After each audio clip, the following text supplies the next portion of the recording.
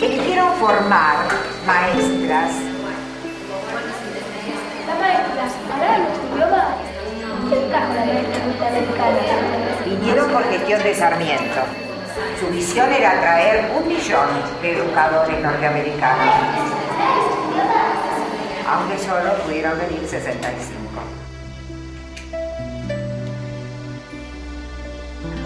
Entre 1869 y 1898, más de 60 maestras norteamericanas dejaron los Estados Unidos y viajaron contratadas por la República Argentina para formar maestros y fundar escuelas en las provincias del interior.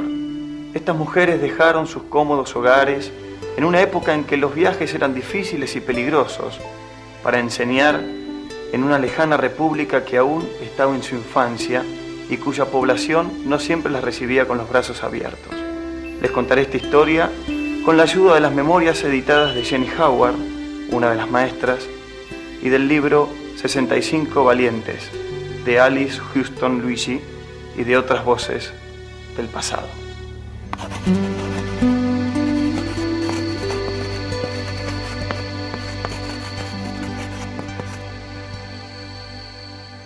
The story of the 65 North American teachers who went to Argentina has all the elements of a great novel. There's adventure, there's danger, there's excitement, there's tragedy, there's romance, there are frustrations, and in the end, success. Antes de que vinieran las maestras norteamericanas, en nuestro país no existían escuelas para la formación de maestros. Entonces ellos iniciaron la formación de técnica profesional de los maestros. Es necesario recordar que hasta el siglo XIX, en Europa y en América, la primera enseñanza fue casi inexistente.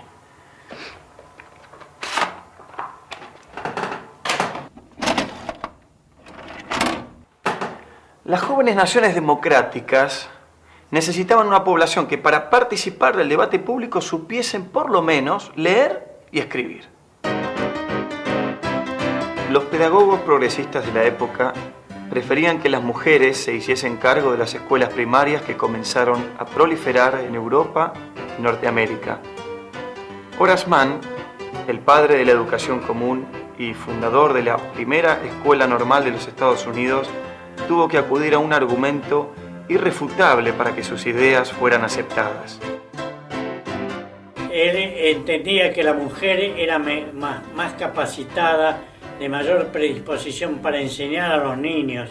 Y efectivamente yo creo que él tenía razón, porque imagínense que se necesitaba de mucha paciencia, al niño había que acostumbrarlo y en primer lugar enseñarle a saber qué era una escuela. Ellas llegaron a estar en 11 provincias, en 18 ciudades, aparte de Capital Federal, y eran lugares que hablar de 120, 130 años atrás, como Corrientes, Jujuy o Tucumán, realmente raro que gente de Estados Unidos que estaban viviendo en lugares muy cómodos dejasen todo eso para ir a esos lugares inhóspitos. En verdad era una épica, era como entrar en el planteo de la modernización del país con maestras norteamericanas. En Argentina fue un proyecto sarmientino y en buena medida producto de la casualidad de que Sarmiento haya pasado por Boston, haya establecido vínculos personales muy intensos con la intelectualidad bostoniana, con Horace Mann, etc., y que de ahí nace este proyecto. They also saw that women would cost them a lot less money than men would, because at that time the going salary for a man teacher was about $15 a month, whereas for women it was $5. So that was a great selling point as well. ¿Quién podía refutar esto?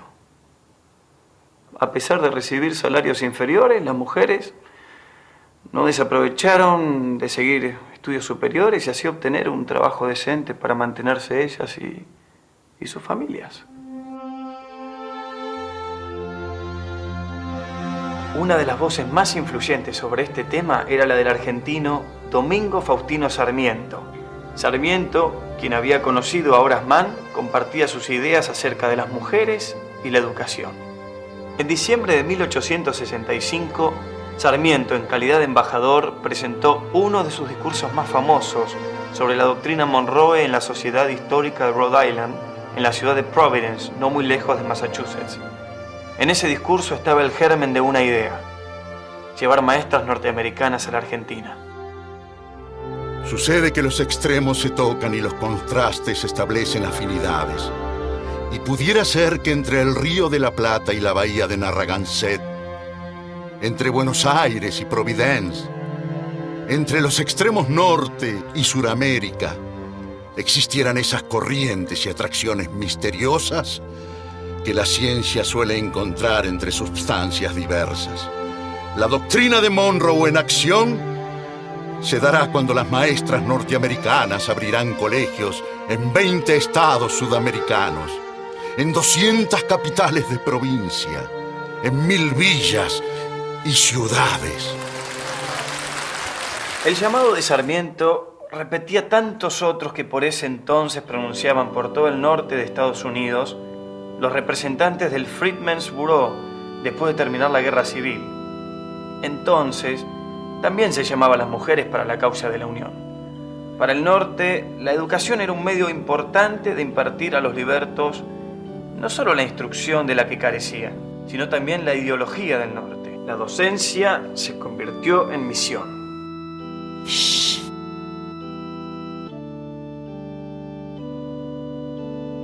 Our teachers go forth as teachers from the North, speaking with the authority of the North, and as such, those of our own communion in the South receive us, glad, so they say.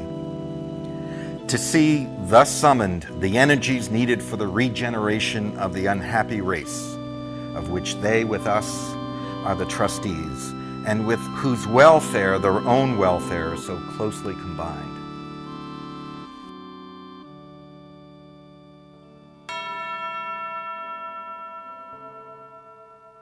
Una de las primeras maestras norteamericanas en ir a la Argentina fue Serena Frances Wood, o Fanny. Once you are able to read by yourselves, there is nothing you cannot learn. Nothing you cannot know. You will not have to pick cotton all your lives.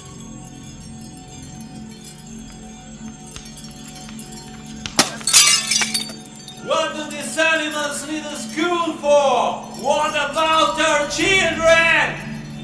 Reading and writing. Knowing will make you truly free. Los interesados en su mayoría eran hombres y eran muchos, pero Sarmiento quería mujeres y pocas. ¿Por qué pocas? Porque su proyecto de educación no contaba con mucho apoyo en el gobierno y las mujeres costaban menos. A ver qué nos dice Jenny. En los Estados Unidos, por ese entonces, el conocimiento geográfico de la Argentina, aún entre maestros, se limitaba principalmente al antiguo nombre de Patagonia, que figuraba en los mapas de América del Sur en las geografías de la época, junto con el extraño nombre de Buenos Aires, que ellos pronunciaban Buenos Aires. Acaba de publicarse en inglés la correspondencia de Mary Mann con Sarmiento, las cartas que ella le envió. Y ahí queda muy patente que fue ella la que tuvo la iniciativa de proponer maestras y maestros norteamericanos para venir a Buenos Aires, porque siempre habíamos pensado que, llevado por su inquietud de modernizar la enseñanza en Argentina, había sido Sarmiento el que había tomado la iniciativa. Por ahí se ve que no, que las primeras cartas son de ella. La viuda de Horace Mann, Mary, era una fiel amiga y traductora de Sarmiento. Ella lo ayudó a él a conseguir las mujeres apropiadas, o sea, de buena familia, con una moral intachable y profesionalmente destacadas.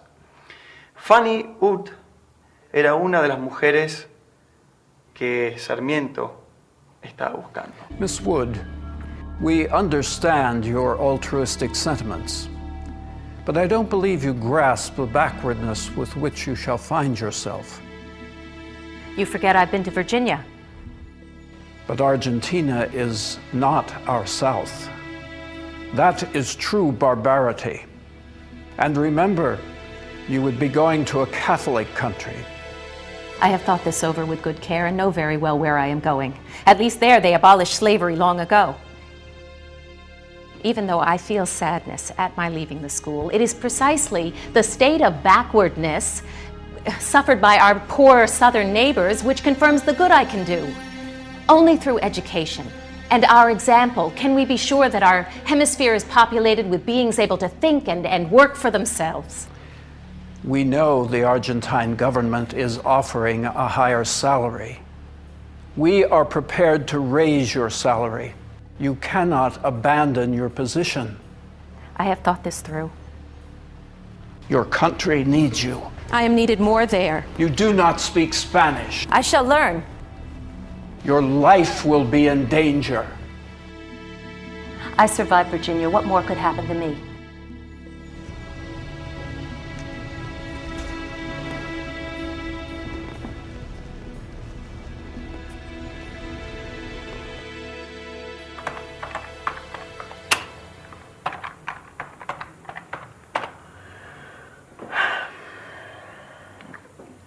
Cuando Fanny y las hermanas Dudley llegaron, Sarmiento la fue a buscar junto con Juana Manso, que era una fiel amiga y colaboradora, George Stern, el único norteamericano contratado para enseñar en el país, y el cónsul de Estados Unidos, Dexter Clapp, quien había ofrecido su casa para las maestras. En ese momento aún había persistentes revueltas en el interior del país.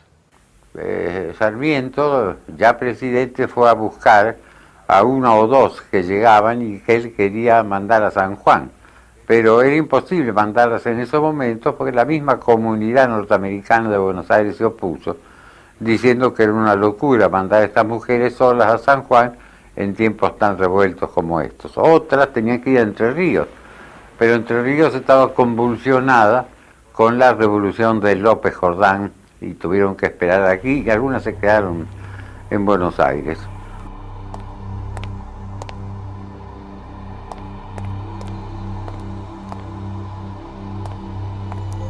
El general Justo José de Urquiza, gobernador de Entre Ríos, expresidente de la antigua Confederación Argentina, es sorprendido por las tropas del caudillo López Jordán, que entran con la orden de asesinato.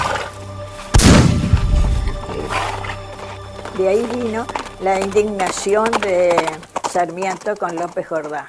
Ese ascenso de López Jordán al gobierno de Entre Ríos, después de haber dado sus comilitones, haberle dado muerte a Urquiza. Para Sarmiento, la situación en el interior de la Argentina no era muy diferente del frontier norteamericano. Ustedes fueron contratadas para ir a San Juan, y a San Juan irán, carajo. Esto es despotismo. We will not go. Se ha dotado a San Juan con 10.000 pesos para escuelas superiores, y solo se necesita que vayan las maestras para habilitarlas. La señorita Fanny Wood, Gorman y las hermanas Dudley se negaron a viajar al interior del país. Y más todavía si cuantos la hablan le exageran peligros que son como los del mar que atravesamos a cada rato.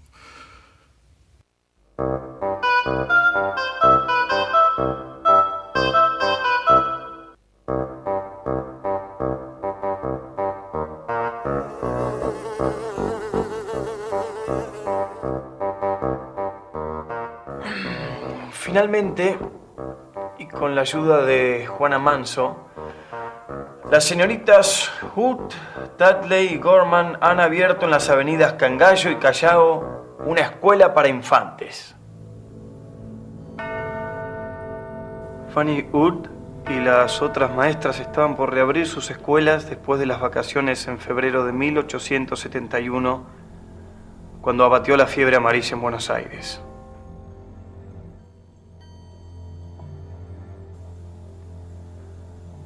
La población de la ciudad fue diezmada. 1 de cada 10 personas murió entre enero y junio de 1871. El gobierno nacional emigró, cerraron bancos, escuelas, iglesias, comercios. Fanny Wood había logrado escapar al campo, pero regresó a la ciudad espectral a cuidar a la familia del cónsul de Estados Unidos.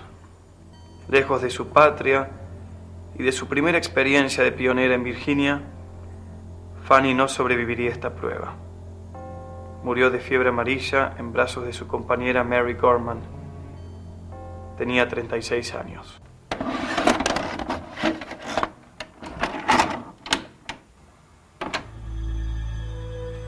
A 480 kilómetros por el río Paraná, en medio de continuas revueltas, George Stearns estaba tratando de establecer la Escuela Normal de Paraná. Fue recomendado a Mary Mann por el rector de la Universidad de Harvard. En los primeros años, la normal era exclusivamente de varones. En Paraná todavía se reflejaba el ambiente cultural de años atrás, cuando había sido capital de la Confederación Argentina. Asiento de las autoridades, del cuerpo diplomático y de algunas personalidades eminentes. Eso todavía se veía. Después, además, otra de carácter práctico, porque en Paraná existía un edificio propiedad del gobierno nacional amplio, que había sido la Casa de Gobierno de la Confederación, construida en 1854 por el arquitecto Santiago D'Annunzio. George Stearns fue el único docente que pudo jactarse de recibir su sueldo a tiempo y de haber sacado ganancias de la empresa educativa. El gobierno le pagaba 33.600 pesos fuertes, o sea, 3 veces más que en su país. El sueldo de las mujeres norteamericanas era de 1.200 pesos, a su vez 3 veces más que el de los argentinos. Aunque no lo crean, Adelaide recibía un salario de 800 pesos sin ser maestra ni prestar servicio alguno. Aparte de su sueldo y el de su esposa, George Stearns ganó dinero a través de inversiones. Por estas razones el gobierno argentino prefería contratar a mujeres. Aquí tenemos el programa de estudio que se siguió en casi todas las normales del país. Es el que se usaba en los Estados Unidos. Béisbol. Eso sí que no funcionó, ¿eh? En febrero de 1872, la joven esposa de Stearns falleció de tifoidea. Fue la primera persona protestante que murió en Paraná. Y su marido tuvo que pedir permiso a las autoridades eclesiásticas para poderla enterrar en el cementerio, y la dificultad era que como ella no era católica, ese permiso no venía, y este hombre tuvo que estar 3 días al lado del ataúd, al lado del cementerio, hasta que llegó la autorización eclesiástica. Este es el dibujo que Stearns hizo para marcar el lugar donde descansaba su esposa. El porfiado optimismo de George Stearns fue puesto a prueba. La escuela de Paraná se cerró durante 2 meses y soldados federales ocuparon el edificio, mientras Stearns impartía diariamente instrucción militar a sus alumnos. No es para decir que los caudillos en sí eran enemigos de Sarmiento. Sarmiento era, digamos, enemigo porque los veía como elementos retrógrados, ignorantes, enemigos del progreso. Por eso iba en contra de los que, sin conocerlos, porque en realidad no los conocía mayormente a todos, se expresó así en términos muy duros en contra de los caudillos. En noviembre de 1873, Sarmiento, siendo presidente de la República Argentina, exasperado por el lento avance contra las tropas de López Jordán, se embarcó por el Paraná con los armamentos más modernos a su disposición. Eligió como blanco no las tropas de López Jordán, sino el muro más fuerte, el de la nueva Escuela Normal de Rosario. Esta demostración salía más barata que enviar un ejército contra López Jordán. Y no se derramó sangre. Entre 1873 y 1874 llegaron a la Argentina George Lane Roberts y William Stern, los únicos otros hombres del grupo. También llegaron Abigail Nancy Ward y Susan Wade, graduada de la famosa Normal de Winona. Las mujeres estuvieron a cargo de la escuela de aplicación, especie de laboratorio de los futuros docentes, pero también servía para asegurar una buena preparación primaria para los que deseaban entrar a la Normal. Tanto Esther como Torres propiciaron las formas democráticas. Esther, cuando fundó un Ateneo con las condiciones de la democracia, y Esther quería preparar a los alumnos en el ejercicio de la palabra escrita, en la palabra oral, escrita, precisamente para ejercer su acción en la vida pública. George Stearns renunció en 1876 y José María Torres, un español que compartía las ideas progresistas sobre educación en aquella época, fue el segundo director de la prestigiosa Normal de Paraná. Al poco tiempo se convirtió en superior. Esta escuela preparaba a profesores para la enseñanza y la inspección de las escuelas comunes y para la dirección de las escuelas normales. La mayoría de las maestras pasaron por Paraná, pues allí aprendían el castellano. El normalismo paranaense vino a unir la vivacidad de la raza latina con el rigor de carácter de la raza sajona.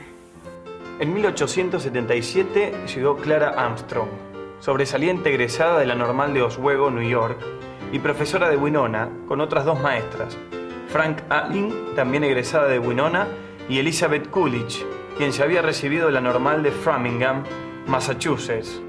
Clara fue una de las más dinámicas y destacadas del grupo de maestras norteamericanas en la Argentina. I was born on a farm in upstate New York near Buffalo. The second of 8 children, I began work as a rural school teacher at age 15.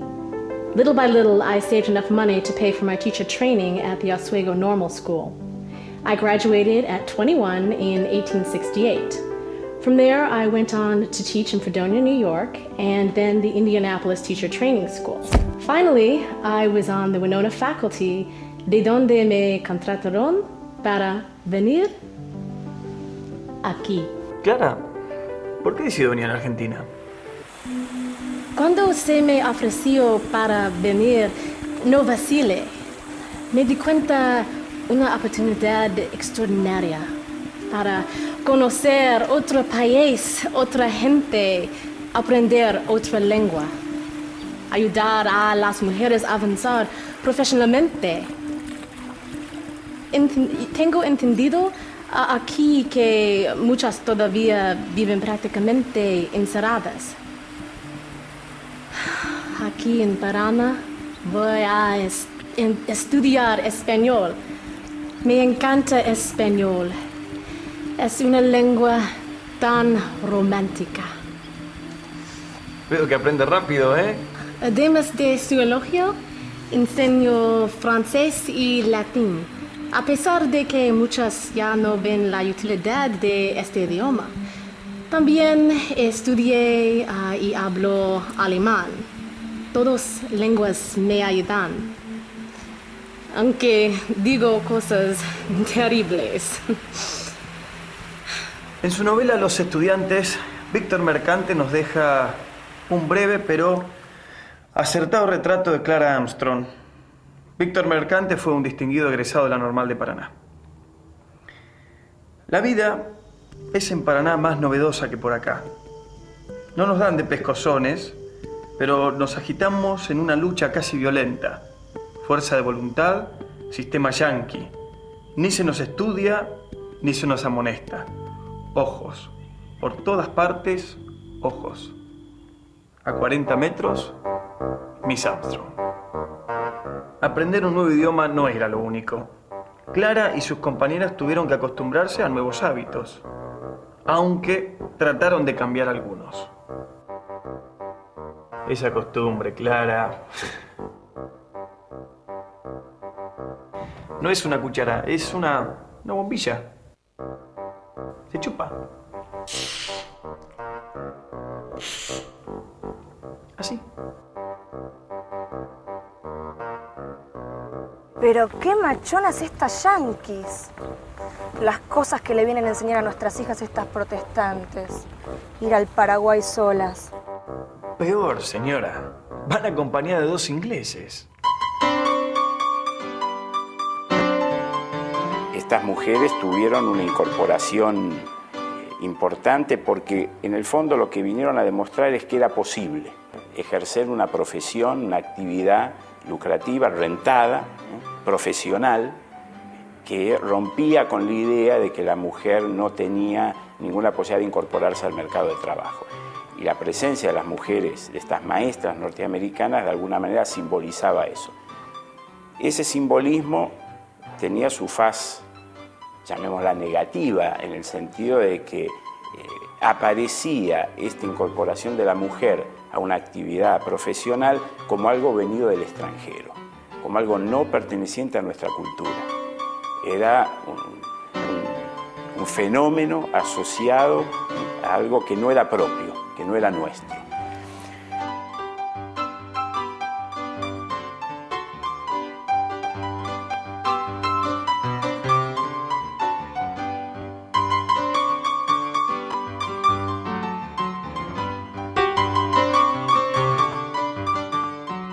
Aquí fundé la Normal de Mujeres. Fui la primera mujer que dirigió una escuela normal en la Argentina.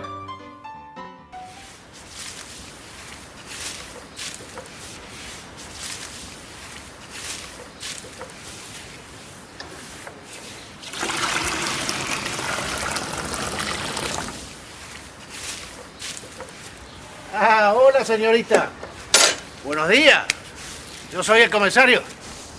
¿Ha visto? Acá hasta los presos colaboran con la educación. Dígame, ¿no podremos conseguirle una beca para los presos, para la normal? Casi todos me ayudaron muchísimo. Fueron amorosos conmigo. Los profesores, la gente del pueblo. Al principio, muchas alumnas eran hijas de inmigrantes.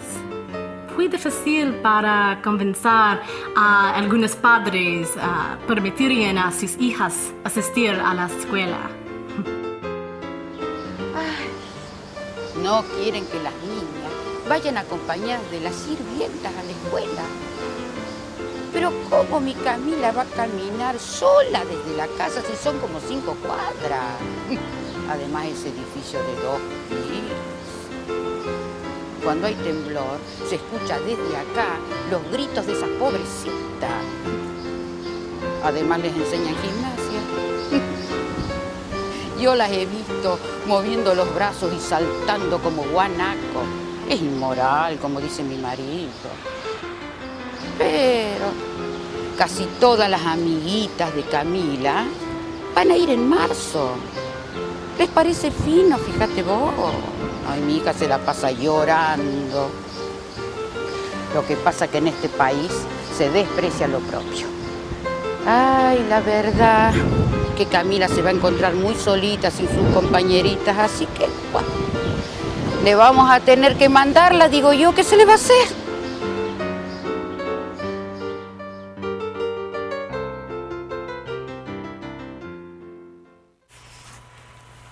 Guanaco.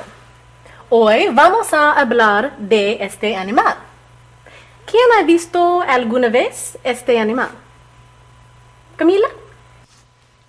Es un camélido rumiante que habita en los Andes meridionales, de color pardo oscuro. ¿Cuánto mide? 1,5 metros de alto y 1,20 de largo, de abundante pelaje oscuro, artiodáctilo. Los métodos de la época entonces eran métodos que hoy llamaríamos muy tradicionales, muy directivos. Si uno mira los manuales de enseñanza de la época, estaban armados casi al estilo socrático de qué tenía que preguntar el maestro, qué respuesta tenía que dar el alumno, a partir de la respuesta del alumno, qué nueva pregunta hacía el maestro, qué respuesta el alumno tenía que producir, etc. Estaba todo muy pautado, todo muy regulado, de una manera muy, insisto, directiva, que hoy llamaríamos autoritaria. No reciten como lores. ¿Qué quiere decir artiodáctilo? El maestro ignorante no puede ser verdaderamente crítico a sus alumnos. Solo sabe ser autoritario, acomodar a los alumnos. Es interesante cómo esto se traduce en los métodos disciplinarios que los normalistas aplicaban. Ninguno recurría a los castigos físicos. La sanción era más bien una sanción moral, la que había que dar, basada en la misma disciplina. Repetir más veces la operación, volver a ejecutarla, volver a hacerla, etc. Hay una circular muy famosa de Vergara, siendo director de la Escuela Normal de Mercedes, donde prohíbe toda sanción disciplinaria, incluso la mirada. Dice, no se puede mirar duramente a un alumno que ha cometido una falla, hay que acompañarlo, hay que aconsejarle, hay que orientarlo. Es decir, esto dicho, insisto, ya a fines de la década del 90, 1895, por ahí, o sea que ya en esa época teníamos en la Argentina un debate pedagógico alrededor de la escuela normal y de los maestros de mucha intensidad.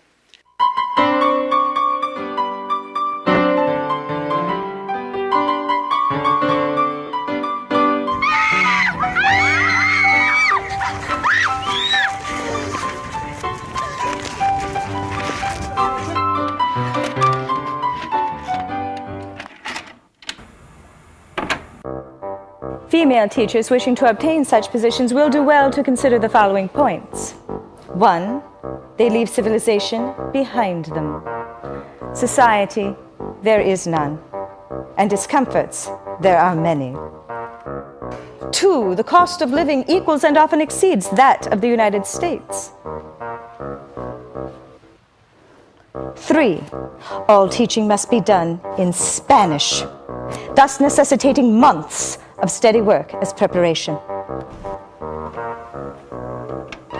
Thus necessitating months of steady work. 3.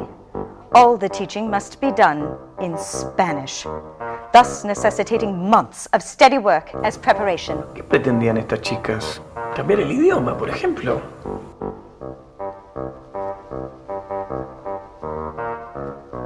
4. Every year, the salaries in the high schools are lessened, and truly good and efficient teachers are removed to make way for ignorant political and party favorites. This uncertainty takes the heart out of teaching. Sincere and earnest work rarely meets with encouragement, and its only visible result is the imposition of more work and a reduction in salary. Incluso tuve que imponerme y prohibir que se tomaran los exámenes los domingos. Suerte que esta no renovó su contrato. ¿Qué país pegado? A pesar de todo, el proyecto de las escuelas normales, o sea, de la educación en la Argentina, siguió cobrando fuerza política. Mientras, en los medios educativos de los Estados Unidos, crecía la preocupación de que se instaba a las mejores maestras a servir en un país extranjero en un momento en que su propia patria necesitaba maestros en los territorios que adquiría a paso frenético. No repararon en que en la Argentina las mujeres norteamericanas recibían puestos superiores que en su país. Tampoco se le ocurrió a nadie subirles los sueldos a las mujeres en los Estados Unidos para retenerlas. En 1880, en New England Journal of Education, publicó de buena gana las advertencias de Elizabeth Coolidge. Se volvió a los Estados Unidos apenas terminó su contrato. La educación común en la Argentina había sido el sueño de Sarmiento, pero fue Julio Argentino Roca quien logró, no sin muchos conflictos, realizar ese sueño. ¿Por qué invirtió Roca tanto dinero en traer norteamericanas y por qué invirtió tanto dinero en las normales? Se invirtió porque se consideraba a la educación como una variable fundamental del proceso de modernización de la Argentina de la época. No tanto por lo económico, no era tanto, digamos, la necesidad de tener gente educada porque así lo requería el proceso productivo, el mercado de trabajo. La verdad es que para lo que la Argentina producía en la época, trigo, maíz, carne y la producción, alguna mínima producción de servicios artesanales en las ciudades, no hacía falta tener una escuela primaria universal y obligatoria para todo el mundo. Pero sí hacía falta desde el punto de vista político. Mientras tanto, Clara regresó a los Estados Unidos por problemas familiares. Antes de emprender su viaje de vuelta a la Argentina, recibió autorización del gobierno de Roca para reclutar otras maestras.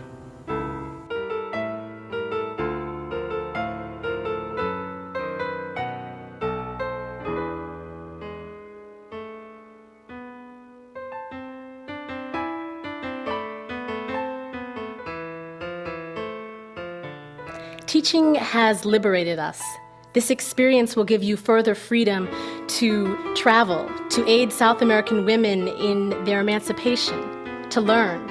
The right kind of woman, strong-willed and self-sufficient, will find her glory among the warm Argentine pupils. Contracts are for 3 years only. After that, you may renew or return home renovated.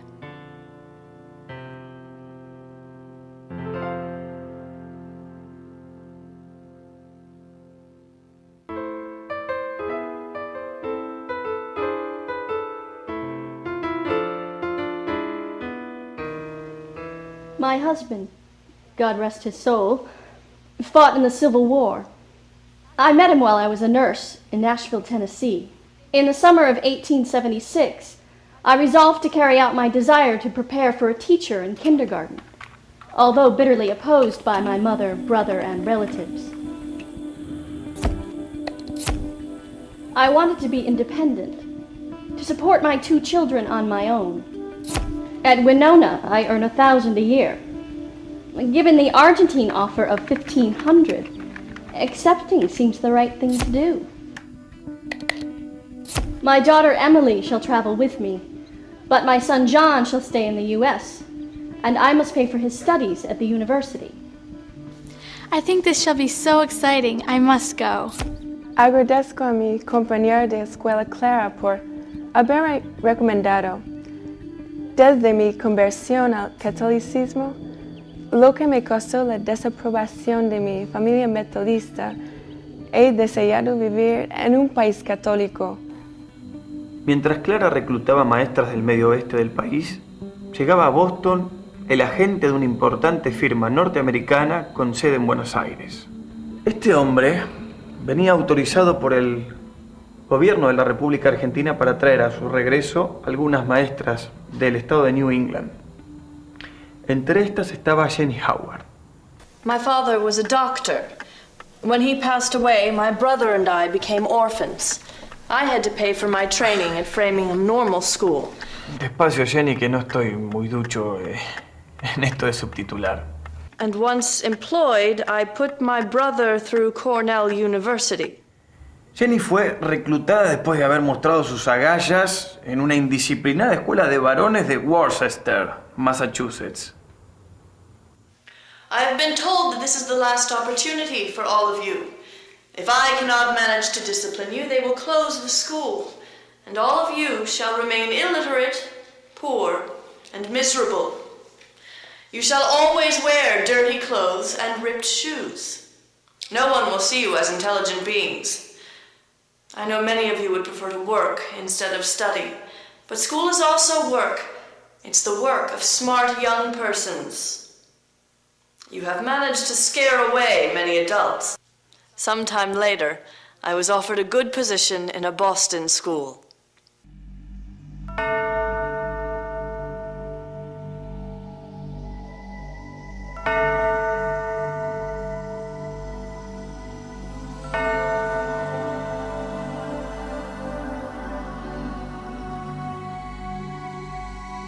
She had suffered the loss of her fiancé and was apparently devastated by that just prior to coming to Argentina.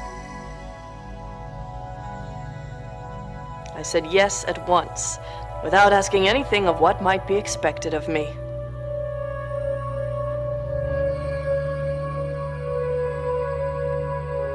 La mayoría de estas mujeres nunca habían viajado lejos de sus estados nativos. No todas eran como Clara. Como no había pasaje directo a Buenos Aires, tuvieron que ir primero a Inglaterra. El viaje de 2 meses fue la primera prueba a pasar. Acá tengo el diario de Sarah Eccleston en que cuenta la travesía. Saturday, July 7th, 1883. Miss Kimball, Emily, and myself are as yet free from sickness, but the others are suffering terribly. After an almost sleepless night on account of the heat and smell, I find myself ready to pay tribute to Neptune, and have eaten nothing today. De fe inquebrantable, las mujeres trataron de no desesperarse. July 13th. We paid another visit to the steerage, and we found it more endurable today. The concert for the Seamen's Orphans at Liverpool, it has netted $75. Miss Choate sang Far Away very sweetly.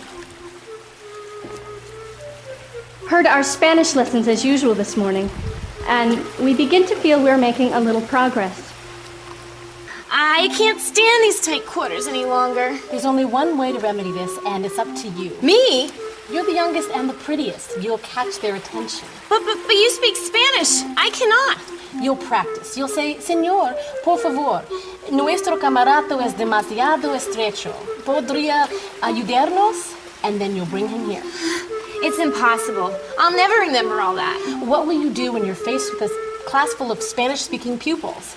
Este será tu bautismo. Remember, camarote, camarote. Perdón, señor. Sí, señorita. Mí. Camisa. Está muy estrecha. ¿Usted ayudarme? Con mucho gusto, señorita.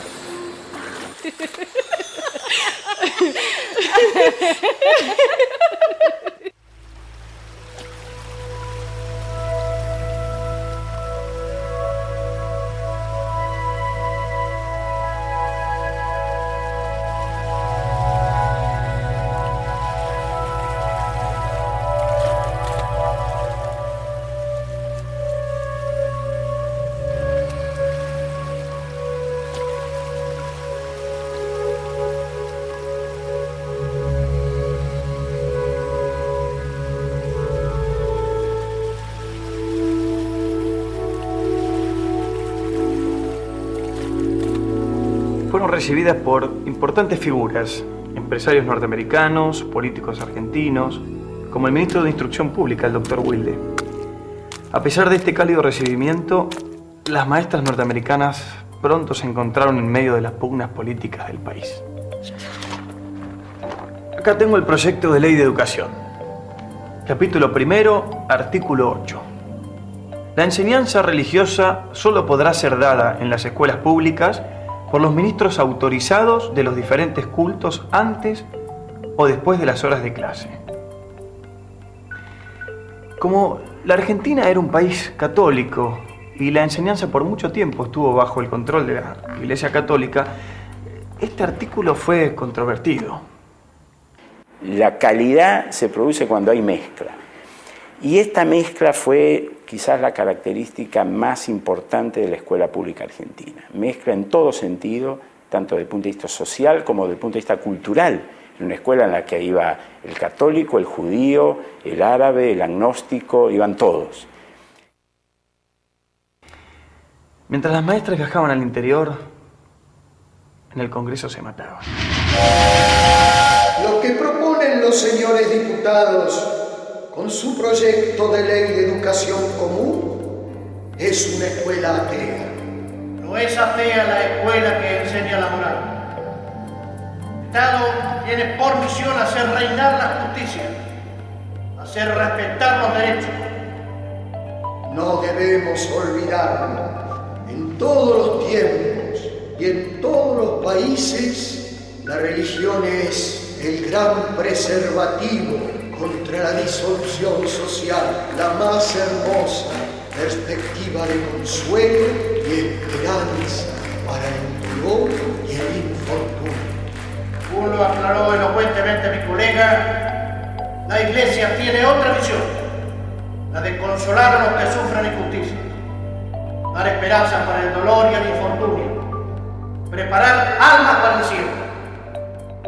Señores, si el Estado no garantiza la justicia, mucho menos lo hará la Iglesia.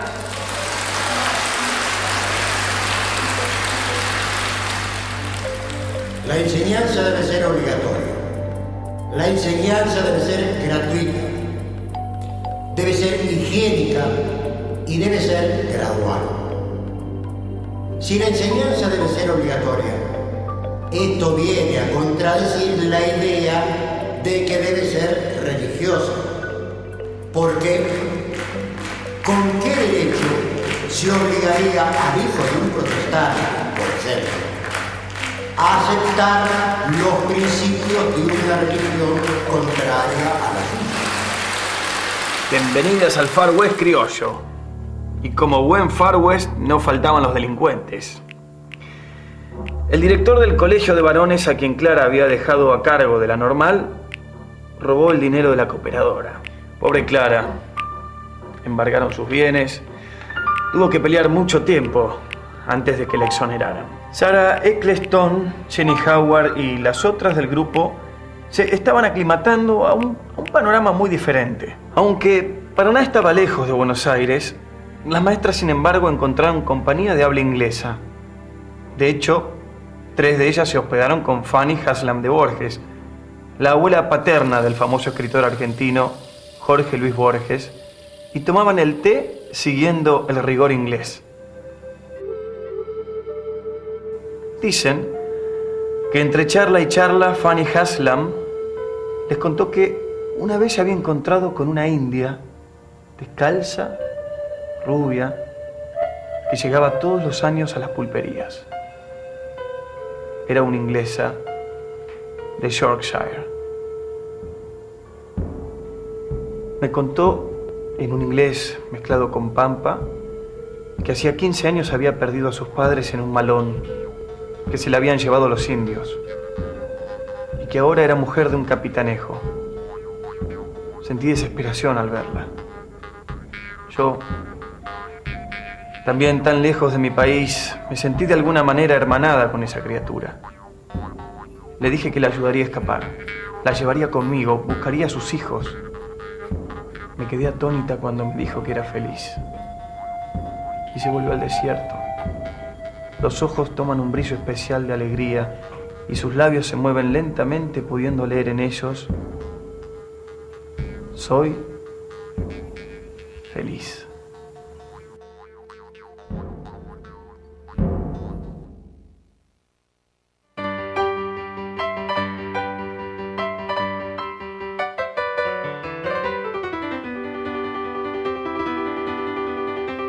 October 12th. We all have invitations to the grand ball to be given in honor of the governor at the theater.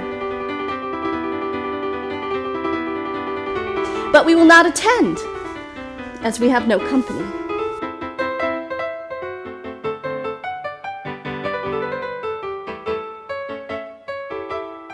Y parecían tan correctas.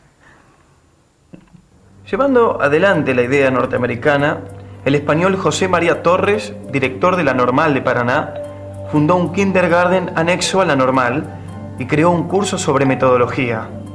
Como directora la nombró a Sarah Eccleston. The first day of kindergarten, and what a list of trials. 3 of the children wanted nothing to do with the others and cried to go home. The remainder behaved remarkably well. Another day of bitter disappointment. No mail from home. October 29th. Received our salary for September. When we went to pay our board, we received unwelcome intelligence that it had been raised to 28 pesos from 25. I'm so disillusioned. Paraná. Lunes 10 diciembre 1883. Un día muy agitado para nuestras compañeras que se van. Pero como el general Sarmiento iba en la escuela, tiene todo que vamos. Parece muy enfermo, pobre anciano. Esta noche celebramos la fiesta de egresados. El señor Torres fue muy amable en invitarme a dar un paseo. Fui la única a quien honró de esa manera. El baile fue más divertido de lo que me había imaginado. Cuando volvimos a casa, eran casi de las 3 de la mañana. Ya veo que se van adaptando a nuestras costumbres. Al cabo, llegó para todas el momento de ir a ocupar los puestos definitivos para los cuales habían sido designadas. El ministro de Educación tenía por lo visto gran fe en la capacidad de las mujeres norteamericanas. Qué costumbre es hablar de vos en tercera persona. We were taught that it was the polite thing to do. Gran fe en la capacidad de las mujeres norteamericanas. O la urgencia de crear un ejército de maestros que el gobierno necesitaba para poder afianzar su poder y eliminar la persistente resistencia de la vieja confederación. No extraña que no pocos libros de texto hayan sido escritos por hombres políticos. Debido a las tendencias antimercantiles, la influencia de la Iglesia en el nuevo Estado liberal argentino quedó debilitada. Great faith as he sent them after 4 months' study of the language to the far corners of the Republic, where in most cases English was rarely heard. Por favor, Jenny, en castellano, por favor. Con el castellano que nosotras podíamos manejar, se esperaba que llevásemos a cabo no solo la tarea de organizar y administrar las escuelas normales, sino también la enseñanza de las materias más importantes relacionadas con la profesión maestros, como psicología, metodología y ciencia de la educación, y que corriéramos además con la correspondencia oficial del gobierno. Jenny Howard was said to be the best remembered of the teachers who went to Argentina, perhaps because she stayed there for so very long. Both she and Edith Howe were the very image of the New England schoolmarm. Very proper, very well groomed at all times, smiling, and if we can go by the accounts, never losing their temper. Having received their final appointments to Corrientes, sailed again on the SS Paraguay on the 21st of February. En castellano, Jenny, en castellano, por favor. Las dos maestras bostonianas que finalmente fueron destinadas para Corrientes. Partieron en el vapor Paraguay el 21 de febrero de 1884 a las 5 de la mañana, alejándose aún más de sus hogares y dejando atrás en Paraná, con gran pena, las 9 compañeras que se habían convertido en apreciables amigas. Llegaron al fin a la ciudad de Corrientes, un domingo para la mañana, primer día de carnaval, y anclaron en medio del río. Como no había muelle, los botes iban hasta el barco para embarcar y desembarcar a los pasajeros. Esta costumbre se conservaba todavía después de construidos los muelles, con el objeto de proteger a los boteros, ya que, de lo contrario, hubieran perdido su único medio de subsistencia. Eso es solidaridad. They being too lazy to learn or take up any other occupation. Esa actitud calvinista, el individualismo, la autosuficiencia en extremo, es lo que rechazaban muchos argentinos. There was a devout religious air through the normal schools, all of them I suspect, but certainly at the Lexington Framingham School, partly because all of the first principals were ministers. El director del Colegio Nacional de Corrientes, un inglés, había sido notificado, pero no sabía la fecha. Imagínense cómo llegar a tierra bajo una lluvia torrencial y con esas pequeñas y frágiles embarcaciones abiertas con 8 baúles y cajones de libros y tan solo 2 pequeños paraguas. De pronto, una voz bondadosa de acento extranjero vino a socorrerlas. Ajá. Es bienvenida la ayuda, ¿no? Por ser domingo de carnaval, encontraron totalmente ocupado el primer hotel que fueron a ver. Totalmente empapadas y chorreando agua. No hallaron tampoco lugar en el segundo. Finalmente, consiguieron en el siguiente hotel una cueva del tamaño de una caja de sombrero. Permanecieron allí hasta después de carnaval.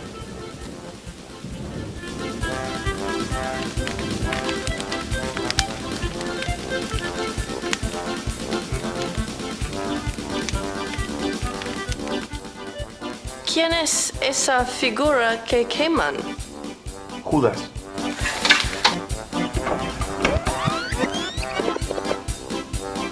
Oh, es argentino el señor.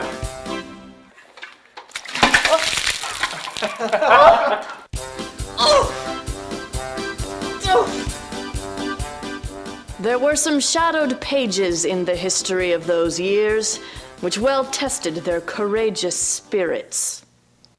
Una de las primeras responsabilidades de Jenny y su compañera fue desalojar a la directora interina y sus 5 hijas de la casa designada para la nueva directora.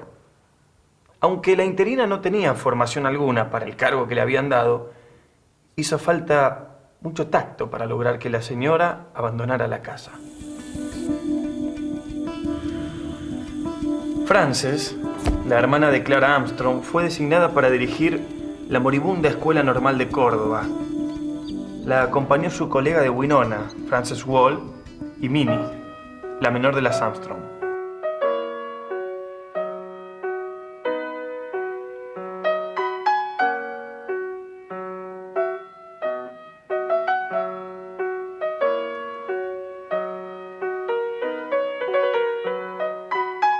Enseño gimnasio y música.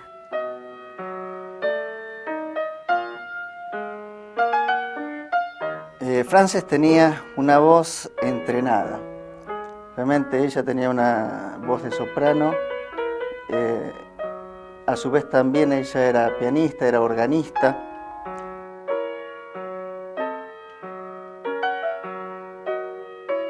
Y vino acá a Argentina junto con otras 2 hermanas, Clara y Mina, de los cuales en la fundación de la escuela de San Nicolás están las tres juntas ya nuevamente. Quien había venido en primer lugar fue Clara, se estableció en Catamarca, donde fundó allá la escuela normal. Luego, en un segundo viaje que ella hace a Estados Unidos, vuelve con Frances y con Mina, y juntas después van a trabajar en la Escuela Normal de Córdoba y luego fundar la Escuela Normal de San Nicolás. Un obispo de Salta hizo suya la demanda y mandó cerrar las puertas de la iglesia a todas las niñas que asistieran a dichas escuelas. En Catamarca ha sucedido otro tanto, de manera que las escuelas normales de mujeres serán cerradas por falta de asistencia. Esperando salvar su escuela, Frances Armstrong pidió ayuda al nuncio Matera, quien la recibió en la nunciatura de la ciudad de Córdoba.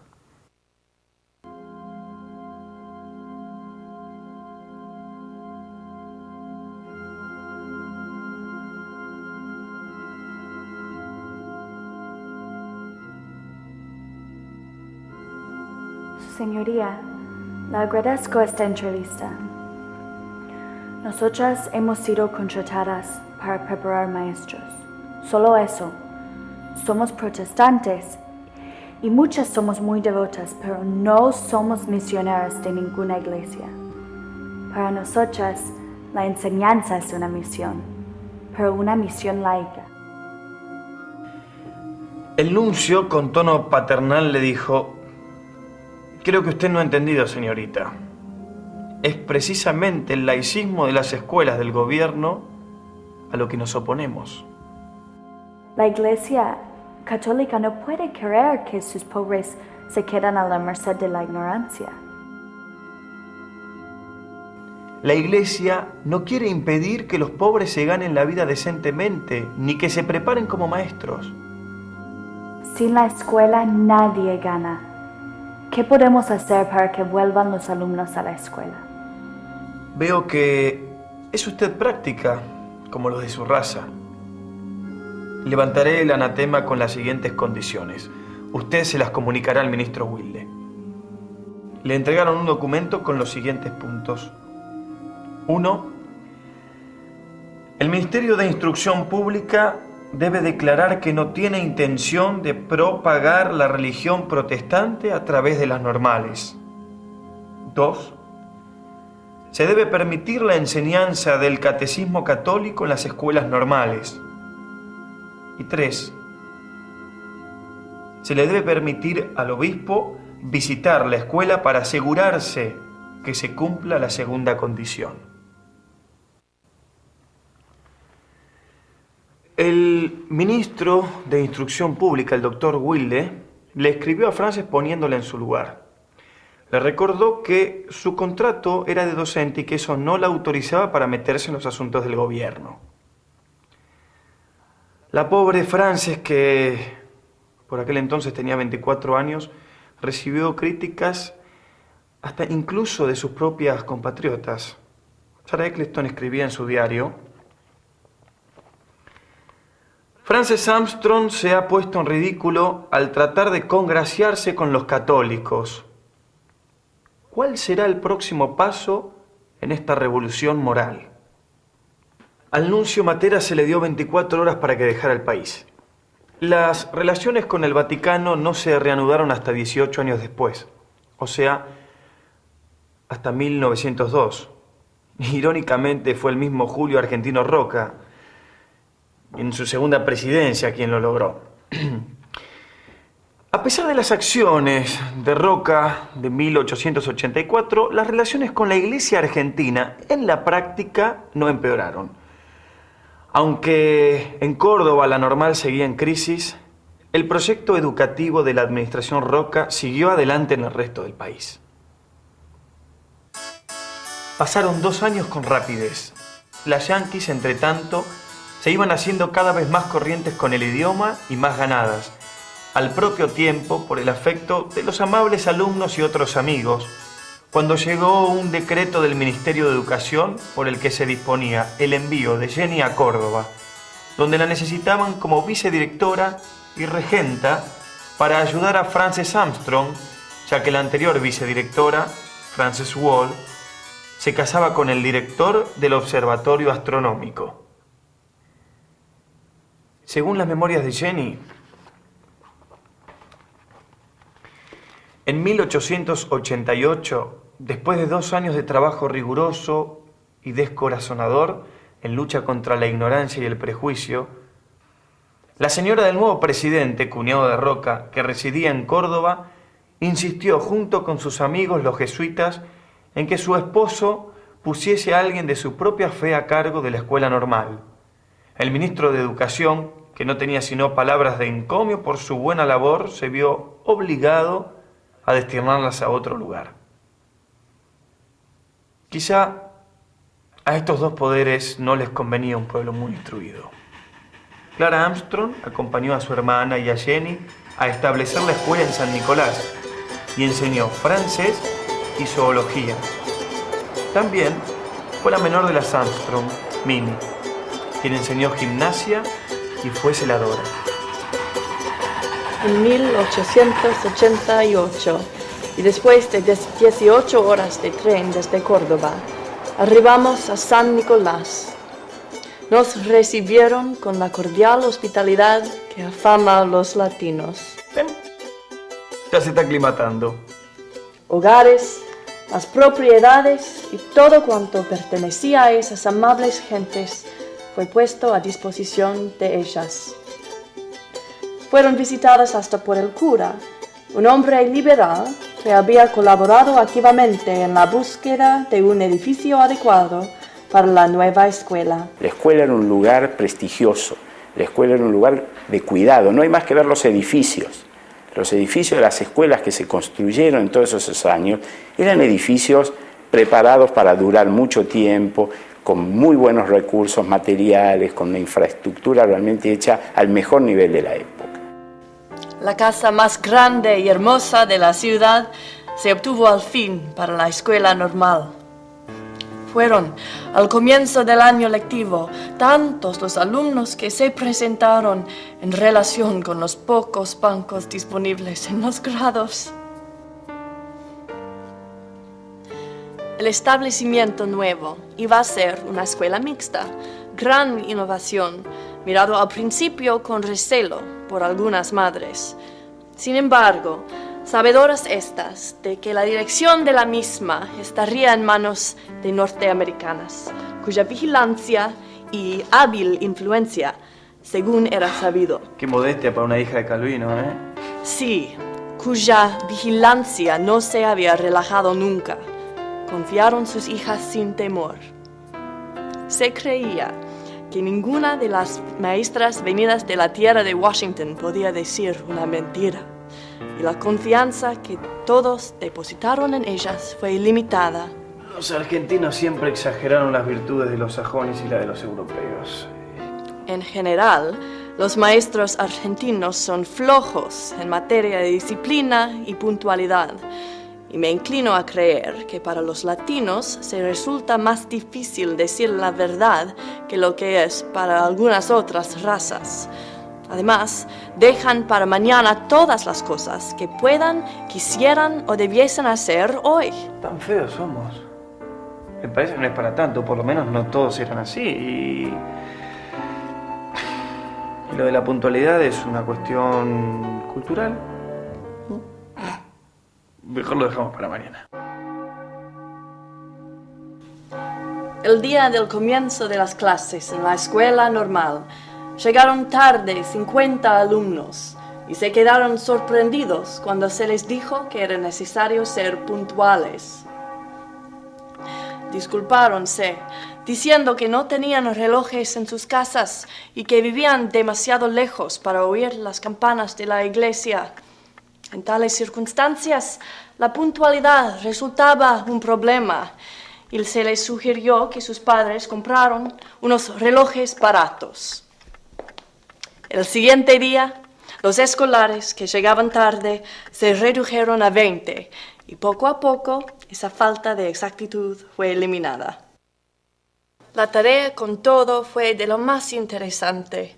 Los futuros jóvenes maestros eran estudiosos, entusiastas y atentos al consejo y la crítica. ¿Viste, Jenny, que no éramos tan vagos? Pero fue necesario modernizar los hábitos de estudio. Año 1810. Expedición de Belgrano al Paraguay. Su ruta. Las pequeñas poblaciones que se alzaban a orillas de esa gran vía de agua que se llama Río Paraná, rancheríos, más que otra cosa, cuyos habitantes, dedicados a trabajos campesinos, desenvolvían una vida tranquila, sin vastos horizontes, y que solo veían en su río, de vez en cuando, embarcaciones de tráfico comercial que llevaban productos al Paraguay, o puertos intermedios que transportaban vecinos de la costa, de uno a otro embarcadero. Se conmovieron de pronto con la llegada de chaques despachados desde Buenos Aires. Los alumnos habían sido habituados a estudiar las lecciones en voz alta, tanto que en sus hogares como en la escuela, e imaginaban que de otra manera nada podía aprenderse de memoria. Como hasta esa época se estudiaban las lecciones palabra por palabra, con los puntos y las comas en su debido lugar, al pasar por las calles en vísperas de exámenes, se recibía la impresión de que una revolución estaba en marcha. Productos al Paraguay, o puertos intermedios que transportaban vecinos de la costa, de uno a otro embarcadero. La muerte de Sarmiento, el padre de las escuelas normales en Sudamérica, ocurrió en septiembre de 1888 en Asunción de Paraguay. Su cuerpo fue traído con gran pompa en un vapor, aguas abajo del río Paraná, escoltado por guardias nacionales, estudiantes y funcionarios del gobierno. Las ciudades y pueblos situados a lo largo de la ruta pidieron que el buque anclase en sus puertos para alcanzar el privilegio de rendir honores al gran patriota. San Nicolás, entre otras, lo solicitó con vehemencia y su deseo fue satisfecho. La cañonera llegó a San Nicolás pocos minutos antes de medianoche, fue una noche muy ventosa, y ella se tuvo que arrimar en un bote. Y dice que era tan malo el tiempo y tal susto tenía que solamente lo hubiera hecho por Sarmiento eso.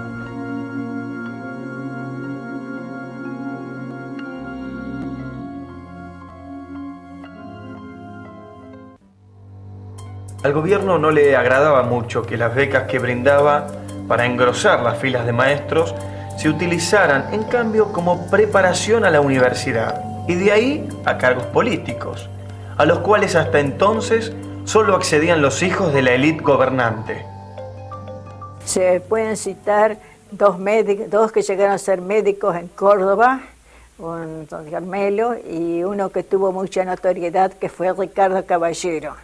Ricardo Caballero era profesor y aprovechó su estada en Córdoba para recibirse de médico. Y tuvo una actuación notable como vicegobernador de Santa Fe, senador nacional, catedrático de la universidad y demás. Al reducir las becas de los varones, el gobierno incentivó el ingreso de mujeres a las escuelas normales. Aunque a menor escala, algunas mujeres utilizaron la formación normal como preparatoria a la universidad. Dos jóvenes mujeres salidas del normal de San Nicolás se recibieron de médicas. Una de ellas, Rosario Verón. Unos años más tarde, Clara, como su compatriota Sarah Eccleston y otras, gracias a los importantes contactos adquiridos a través de los años y queriendo ganarse un mejor sueldo, abrió escuelas privadas en la dinámica y cosmopolita ciudad de Buenos Aires. Siempre activa, Clara, junto con Jenny y otras mujeres, fundaron el Women's Exchange, donde las mujeres de pocos recursos podían vender sus labores y trabajar algunas horas. Claro que no todas las mujeres, tanto norteamericanas como argentinas, pensaban en la emancipación. Una de las más fervientes detractoras de las normalistas norteamericanas fue Mary Conway. También fue una de las 5 católicas del grupo. Al poco tiempo de llegar a la Argentina, se cansó de la enseñanza común y asumió la dirección de la American School. En la lista de alumnas de la American School estaban las hijas de las familias más prestigiosas del país y de hombres que paradójicamente habían peleado por la enseñanza pública. Entre ellos estaban Quintana, Alberdi, Avellaneda, Alvear, O'Gorman, entre otros. El currículum las preparaba no para la docencia, sino más bien para el matrimonio. Debo irme. No tengo más que darle a este país. Unas pocas de las norteamericanas iniciadoras de la enseñanza normalista regresaron a su suelo nativo en los primeros tiempos. Después de la guerra contra España, en 1898, los Estados Unidos tomó posesión de las islas de Puerto Rico y Cuba. La primera gestión del gobierno norteamericano fue la de instalar un sistema educativo a semejanza del estadounidense. Las maestras norteamericanas que vinieron a la Argentina lo hicieron, pero no por gestión del gobierno norteamericano, sino por un pedido del gobierno de la República Argentina, y además se embarcaron como agentes particulares. No fue el caso de Cuba ni de Puerto Rico, que los Estados Unidos sí buscó imponer enérgicamente su poder y cultura a través de la enseñanza. Recordemos que entonces no existía la televisión.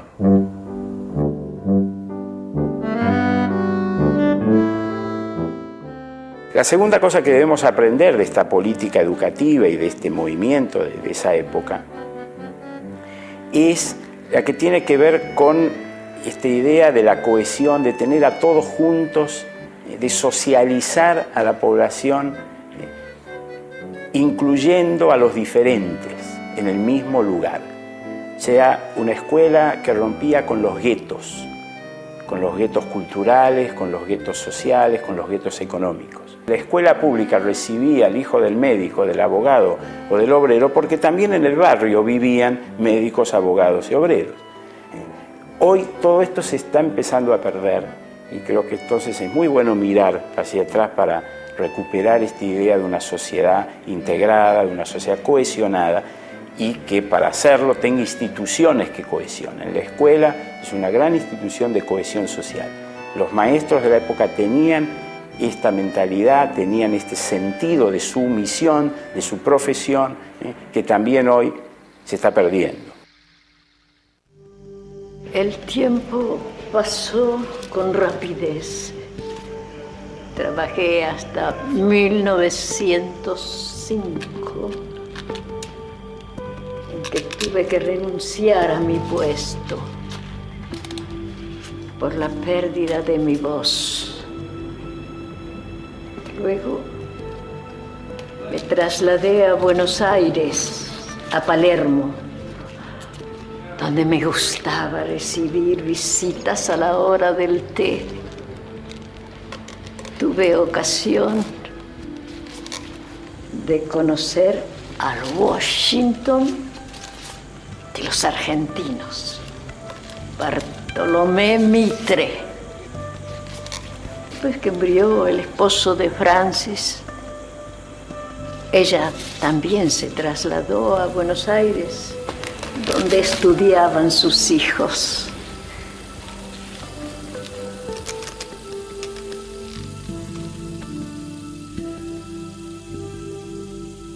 En 1928, para la festividad de San Juan, más de 100 exalumnos de la única maestra norteamericana que sobrevive ahora en la Argentina, deseosos de demostrarle su reconocimiento por lo que había hecho por ellos en los años pasados, celebraron su santo. Jenny no reparó en la ironía de que ella, protestante, festejara el día de su santo. ¿Quién cambió a quién? Ha estado demasiado entre nosotros, parece. Casi todos eran casados y con hijos, y algunos de ellos que vivían muy lejos no habían visto a su ex maestra desde 2 o 3 décadas. La señora Robert Woods Bliss, la esposa del embajador norteamericano, estuvo presente. Poco después de esta reunión, los mismos exalumnos se enteraron que el gobierno había reducido las pensiones y determinaron que su maestra debía tener un aumento en sus ingresos. Entonces se organizó una delegación de jóvenes que reunieron 1 millar de firmas para hacer una petición a las autoridades. Día tras día concurrían al Congreso para obtener un aumento razonable para su maestra, cosa que lograron finalmente. Sin embargo, y sabedores de que este aditamento podría demorarse por un tiempo largo, decidieron ellos mismos pagarlos cada mes a su maestra. Así, y por espacio de 8 meses, este centenar de alumnos generosos y leales le enviaron a su maestra de otrora lo que ellos llamaron una pensión de honor.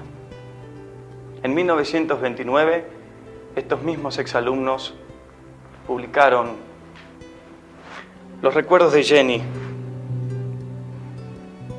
de sus tiempos en la Argentina.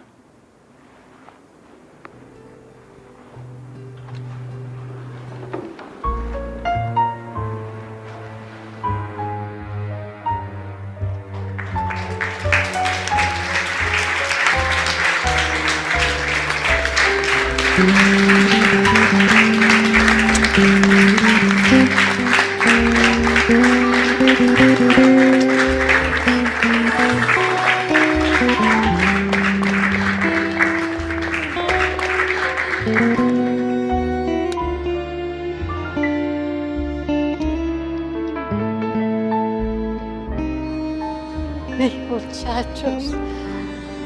El 29 de julio de 1933, 4 días después de cumplir 88 años, Jenny Howard falleció rodeada de amigos.